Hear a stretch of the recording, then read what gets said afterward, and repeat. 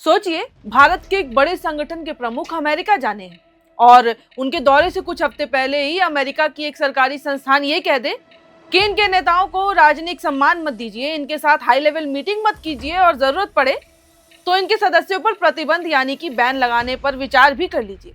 तो सोचिए ये मामला कितना बड़ा हो सकता है क्या है, हो जाता है।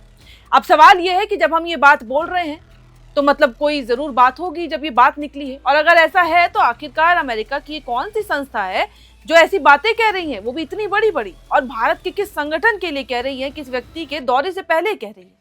आज हम सब जानेंगे इस वीडियो में। नमस्कार, मेरा नाम है साक्षी और आप देख रहे हैं एयर नाउ। दरअसल आरएसएस को लेकर ऐसा कुछ कहा गया जिस पर अब भारत और अमेरिका के बीच एक नया कंट्रोवर्सी जो है वो छिड़ सकता है। अब पूरी कहानी क्या है एक बार ये समझिए, फिर आप समझ पाएंगे कि पूरा मामला क्या है और क्यों है। सबसे पहले अमेरिका की धार्मिक स्वतंत्रता पर नजर रखने वाली संस्था यूएससीआईआरएफ ने आरएसएस को लेकर अमेरिकी सरकार से सख्त कदम उठाने की मांग की। इनके जो चेयरपर्सन है आसिफ महमूद, उन्होंने कहा कि प्रधानमंत्री नरेंद्र मोदी आरएसएस के सदस्य हैं और आरएसएस से जुड़े संगठनों पर धार्मिक अल्पसंख्यक जिनमें कि मुस्लिम और ईसाई जैसे लोग शामिल हैं उन पे आरोप लगे। और इसके अलावा ये इसीलिए गंभीर बन जाता है पूरा मामला क्योंकि अब आज जब देखा जाए तो जो आरएसएस के प्रमुख है मोहन भागवत, उनका अमेरिका में दौरा है और उससे पहले ये बयान आता है।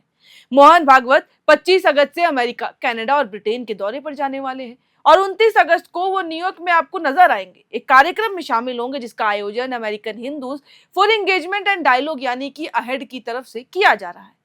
और अब इसी दौरे से पहले यूएससीआईआरएफ ने अमेरिका सरकार से ये कह दिया है कि आरएसएस नेताओं को राजनीतिक सम्मान नहीं मिलना चाहिए और उनके साथ हाई लेवल बैठकें भी नहीं की जानी चाहिए। यूएससीआईआरएफ जो है वो कमिश्नर जिन मिल्स ने यह भी कहा कि अगर आरएसएस नेता भारतीय सरकार से जुड़े भी हैं तब भी उन्हें हाई लेवल मीटिंग नहीं करनी चाहिए, उनके साथ बैठना तक नहीं चाहिए। इसके बजाय उन्होंने ये कह दिया कि अमेरिकी सरकार को उन आरएसएस सदस्यों पर प्रतिबंध लगाने पर ध्यान देना चाहिए जो धार्मिक स्वतंत्रता के उल्लंघन के लिए जिम्मेदार पाए जाते हैं। यानी मामला सिर्फ बयानबाजी तक सीमित नहीं रहा। यूएससीआईआरएफ जो है उसकी मांग सीधे अमेरिकी सरकार से यह है कि आरएसएस को बैन ही कर दिया जाए। लेकिन अब यहाँ पे सबसे जरूरी बात यह आती है कि आखिर ये संगठन जो है वो कितना ताकतवर है। ये संस्थान जो ऐसी बातें कर रहा है क्या वो पॉसिबल है? क्योंकि अगर कोई संस्थान जो है वैसे प्रतिबंध लगाने की बात कहे तो ये जानना भी जरूरी है कि क्या उसके पास खुद प्रतिबंध लगाने की ताकत भी है। अब जरा नॉर्मल भाषा में समझिएगा। यूएससीआईआरएफ जो है उसका पूरा नाम United states commission on international religious freedom है। ये कोई निजी संगठन या फिर सामान्य एनजीओ नहीं है। ये अमेरिका की एक स्वतंत्र सरकारी संस्था है जिससे अमेरिकी कांग्रेस ने 1998 के इंटरनेशनल रिलीजियस फ्रीडम एक्ट के तहत बनाया। इस संस्था का मुख्य काम जो होता है वो अलग अलग देशों में धार्मिक स्वतंत्रता की स्थिति पर नजर रखना है। कहाँ धार्मिक समुदाय के साथ भेदभाव हो रहा है, कहाँ धार्मिक आधार पर उत्पीड़न के आरोप लगाए जा रहे हैं और कहाँ लोगों को अपनी धार्मिक मान्यताओं का पालन करने से परेशानी हो रही है, उन्हें रोका जा रहा है। इन तमाम मामलों पर यूएससीआईआरएफ जो है वो रिसर्च करती है, रिपोर्ट तैयार करती है और फिर अमेरिकी राष्ट्रपति, विदेश मंत्री और कांग्रेस को अपनी सिफारिशें देती है। ये संस्था कुछ देशों को कंट्री ऑफ पर्टिकुलर कंसर्न यानी कि सीपीसी घोषित करने की सिफारिश भी कर सकती है। इसके अलावा गैर सरकारी संगठनों या फिर समूहों को लेकर भी अमेरिकी सरकार से कार्रवाई की सिफारिश कर सकती है। लेकिन ध्यान रखिएगा, यूएससीआईआरएफ जो है वो खुद किसी पर प्रतिबंध नहीं लगा सकती। बोल सकती है जैसे कि अभी बोल रही है, पर डायरेक्ट पावर नहीं होता। यानी अगर इस संस्था ने आरएसएस की किसी भी सदस्य पर प्रतिबंध की सिफारिश कर दी है तो इसका मतलब ये नहीं है कि फिर अमेरिकी जो है वो पक्का प्रतिबंध लगाएंगे ही। लेकिन हाँ, सोच सकते हैं। अब अंतिम फैसला है क्योंकि वो अमेरिकी सरकार के हाथों में ही होता है। लेकिन फिर भी इसकी रिपोर्ट को महत्व इसलिए मिलता है क्योंकि ये अमेरिकी विदेश नीति के लिए एक महत्वपूर्ण इनपुट और राजनीतिक दबाव के जरिया भी बनाती है। अब बात करते हैं भारत के रुख की, क्योंकि ये पहली बार नहीं है जब यूएससीआईआरएफ की रिपोर्ट को लेकर भारत और इस अमेरिकी संस्था के बीच टकराव देखने को मिल रहा है। मार्च में भी एक ऐसा ही सालाना रिपोर्ट आया था। इस रिपोर्ट में भारत में धार्मिक स्वतंत्रता को लेकर गंभीर आरोप लगाए गए थे। रिपोर्ट में आरएसएस और रिसर्च एंड एनालिसिस विंग यानी कि रॉ जैसी संस्थाओं और कुछ लोगों पर प्रतिबंध लगाने की सिफारिश उस वक्त भी की गई थी, जिक्र किया गया था। भारत ने इस रिपोर्ट को पूरी तरीके से तब खारिज कर दिया था। भारत की तरफ से यह कहा गया था कि यूएससीआईआरएफ लगातार भारत की खराब छवि पेश करने की कोशिश करती रही है और उसकी रिपोर्ट संदिग्ध स्रोतों और खास वैचारिक नैरेटिव पर आधारित होती है, उसमें कोई वो नहीं होता है। यानी भारत का साफ ये कहना है यूएस सीआईआरएफ जो है वो भारत को लेकर निष्पक्ष रिपोर्ट नहीं देता और भारत ने इस संस्था को अमेरिका की तरफ भी देखने की नसीहत दी कि ये पहले अपने देश में देखिए।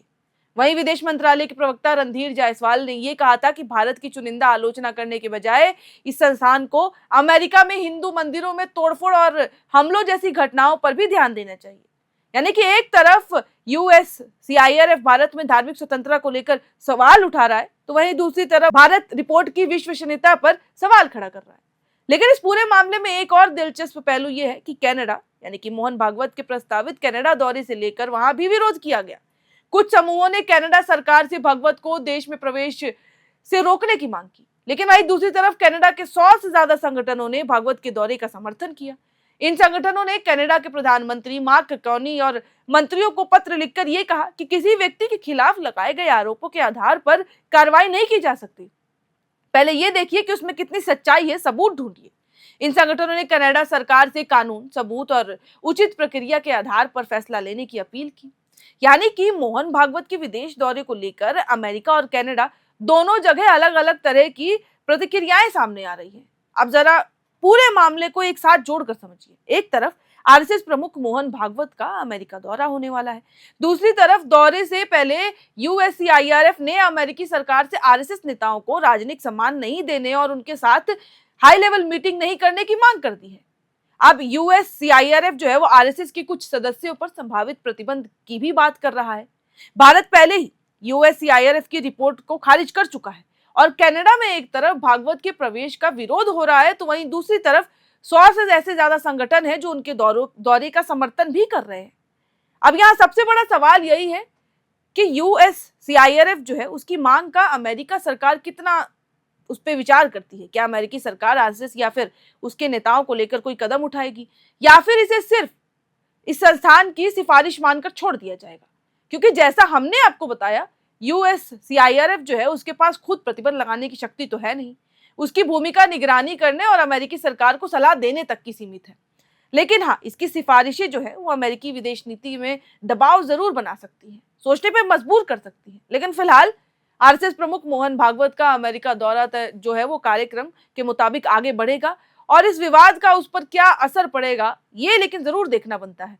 और इस पूरे मामले में एक बात तो साफ है, ये सिर्फ आरएसएस और यूएससीआईआरएफ के बीच बयानबाजी नहीं है, इसके पीछे धार्मिक स्वतंत्रता, अमेरिकी विदेश नीति, भारत अमेरिका संबंध और मोहन भागवत के आने वाले विदेश दौरे, यहाँ तक कि चारों मुद्दे जो भी हैं वो भी जुड़े हुए हैं। अब आगे अमेरिका की सरकार इस पर क्या फैसला लेती है, क्या कुछ होता है, यही सबसे बड़ा सवाल है और सबकी नजरें टिकी हैं। और मुझे लगता है, हमें लगता है कि जो खबर जब तक आप तक पहुंचेगी तो आप लोग भी इंटरेस्टेड होंगे ये जानने के लिए कि आखिरकार मोहन भागवत के अमेरिका के दौरे में हुआ क्या, होगा क्या, किस तरीके से अमेरिका रिएक्ट करेगा। जो भी कुछ होगा खैर हम आप तक बताते रहेंगे, हर खबर आप तक पहुंचाते रहेंगे। इस वीडियो में फिलहाल इतना ही। बाकी देश विदेश से जुड़ी हर तमाम खबरों के लिए आप देख सकते हैं एयर नाउ। जो चीज नहीं भी हो रही होगी, होने की संभावना होगी, वो भी हम सटीकता से आप तक पहुंचाएंगे। बहुत बहुत शुक्रिया। FRP pressure vessels are made using fiber reinforced plastic, a powerful combination of high strength glass fibers and corrosion resistant resin. At Duraplast, we manufacture these vessels using advanced filament winding technology. Layer by layer, resin coated glass fibers are precisely wound over a rotating mold, creating a structure that is lightweight, high strength, and built to handle pressure. The result? Superior corrosion resistance, longer lifespan, lower maintenance costs for industries that demand performance without compromise. For customized FRP pressure vessel solutions,